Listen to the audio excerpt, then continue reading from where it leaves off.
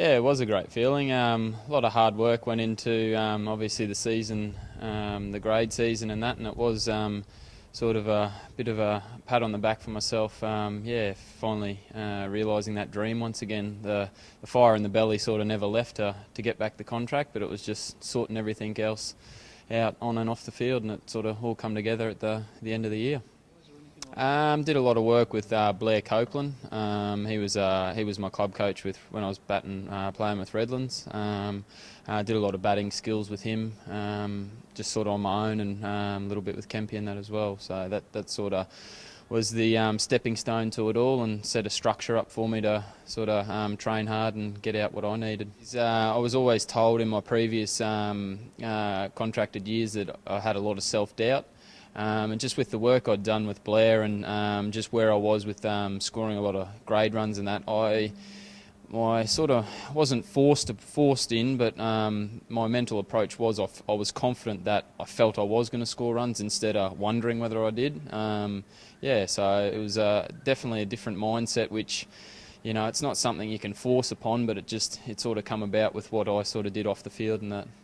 Yeah, nothing in the cricket sense, cricket terms can explain that feeling. It's something I'll never forget and will always cherish and remember, and plenty of photos and that, and it's also good sharing, those sorts of things. Like my daughter's got a photo of me with waving the bat and that sort of pinned up in her bedroom and all that sort of thing. So it's always a memory and that I'm definitely never going to forget. Definitely, yeah. It's a bit of unfinished business. I've always sort of wanted to prove that I'm able to do it at that level, and that's just a little snippet. Obviously to myself, but also to others that I can do it, and I just want to prove that I can back it up and do it again. Yeah, definitely, and I've had a few words in that with Marty and that, and tried to rack his brain and that sort of thing about that. About ways of playing at the Gabba and that. Because ultimately, you want that to be sort of, as you speak, the Bulls' fortress, and scoring runs is a big thing, that's quite hard to do there. So if, I can be a batter that can sort of, score runs at the Gabba, I'd love to be able to do that. And I think my game to a degree suits, not that anyone's game suits batting early at the Gabba, but, to a degree suits it a little bit anyway, so...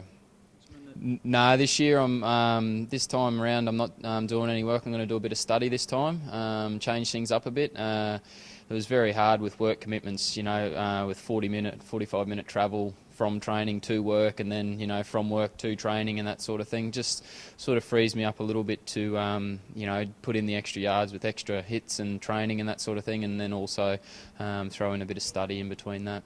Hopefully looking to do some certificates in PT at the moment. With sort of trying to work a little bit out of, for life after cricket sort of thing.